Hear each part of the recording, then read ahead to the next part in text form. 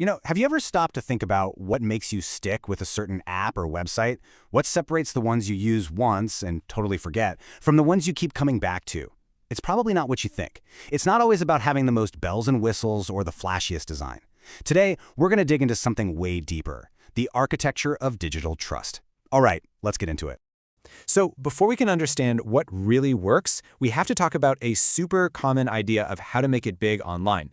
I like to call it the myth of more. And this is really the heart of that myth, right? The common wisdom is that you just have to be the fastest. You gotta pump things out, be everywhere, offer everything. The whole game is just a race to see who can produce, well, more. The thinking is pretty simple. If one little tool is good, then 100 different tools have to be 100 times better, right? Just overwhelm people with options. And of course, you're told you have to just churn out content. More blog posts, more videos, more tweets. Just make as much noise as possible to stay on people's radar.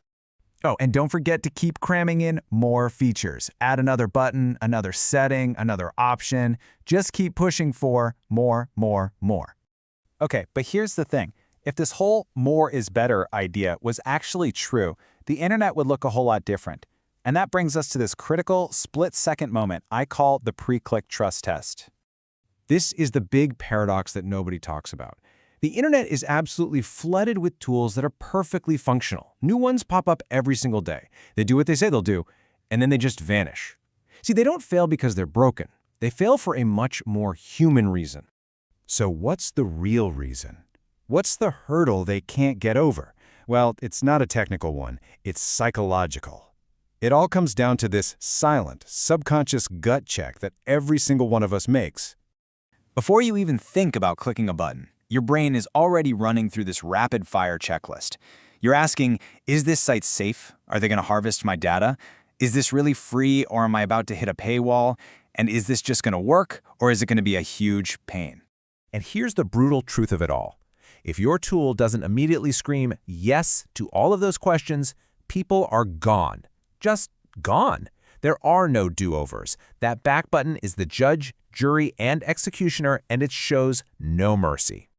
So if that whole more is better approach just sets off all these internal alarm bells, what's the answer? How do you pass that instant trust test? Well, the solution is kind of beautifully simple. Now, this is the big aha moment. We usually think of simplicity as, just an aesthetic thing. Clean lines, lots of white space. But its real power, it's a signal. Simplicity communicates honesty. It communicates respect for your time and your intelligence. So let's break that down a bit. A trustworthy tool, it has a super clear purpose. It does one thing, and it does it well. It doesn't make you jump through a bunch of hoops or demand your email address before you can even use it. It's honest about what it can't do. And maybe most importantly, it just works exactly how you expect it to.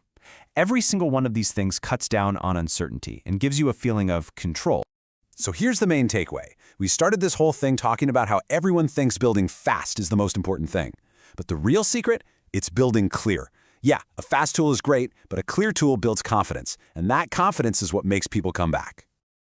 This difference between just being fast and being clear, it really points to two totally different ways of building something online. It really boils down to a choice. Are you chasing short-term growth, or are you building for the long haul? And you can see the two playbooks right here. On one side, you've got the short-term growth hacks, quick traffic grabs, aggressive monetization, cramming in as many features as possible to look impressive. And on the other side, you've got the strategy for building something that lasts, growing slowly, being totally transparent about how you make money, and always putting the user first. One is a sprint, the other is a marathon. I love this idea. Trust isn't something you get in one shot. Think of it like a savings account. Every simple, clear, positive interaction you have with a user is a small deposit. And over time, those little deposits start to compound, building this huge reserve of loyalty that those short-term tactics could never, ever buy. So when we pull this all together, it becomes pretty obvious. Trust isn't some happy accident. It's not a feature you can just tack on at the end. It's the foundation. It is the actual architecture of a product that's built to last. This quote just nails it. Look, the technical skill needed to build a working tool is lower than it's ever been. Pretty much anyone can code a simple app.